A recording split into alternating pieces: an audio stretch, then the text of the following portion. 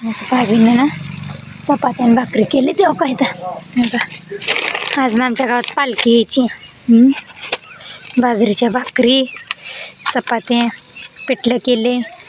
ते टोमॅच्या चपात्या चालू आहे त्या. पावसाने वाटाले उकणलाय. कोबा करायचा आता मध्येच्याला इथं एवढ्या स्वयंपाकाला कोबा करून घ्यायचा आहे. भाजी पण झाली माझी.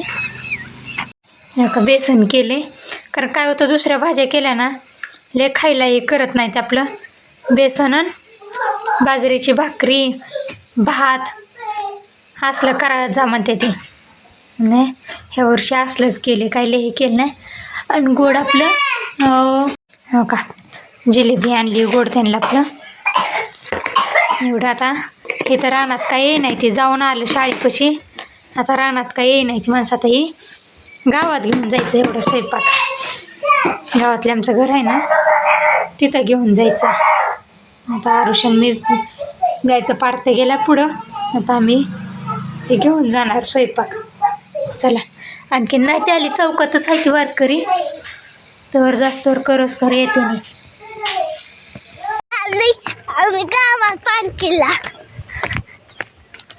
बोल की त्याला रस्त्याने मारायची उड्या मारतो का नाही का घरापासून ते असा उड्या मारत आलाय. संध्याकाळ मग ओरडतो पाय दुखतात म्हणून. आता आम्ही चाललोय गावात जेवण घेऊन. जेवण गेले पुढं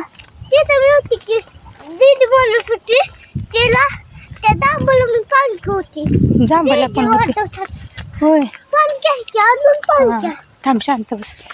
ते गेले तर पुढं जेवण घेऊन कारण तिथं गावातल्या घरी ठेवतो म्हणलं. तिथं येते ते ना आणि हे आमच्या तिथंच आणते त्या गावात. रानात काय वारकरी येई नाही तीच. गेल्या वर्षी तरी आलं ती दोघं जण आणलं होतं. ह्या वर्षी तरी येई नाही तीच रानात.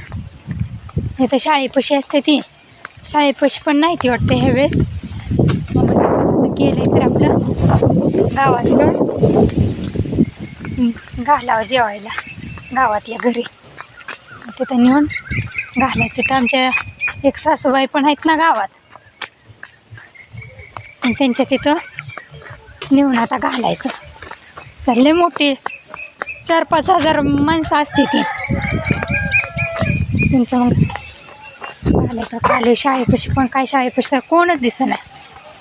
असं जेवायचं बोलवायला लागतं मिळ नाही ते एवढे असं काय तिथं पण बाया जेवायलाच याय नाही तेव्हा का मागं बळच बोलावं लागतं. गाणं तर कोणी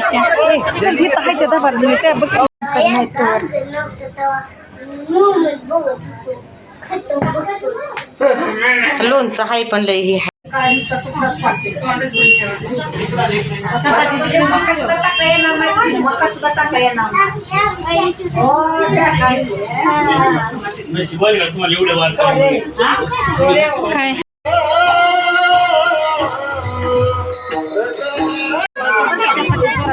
कोण का म्हणते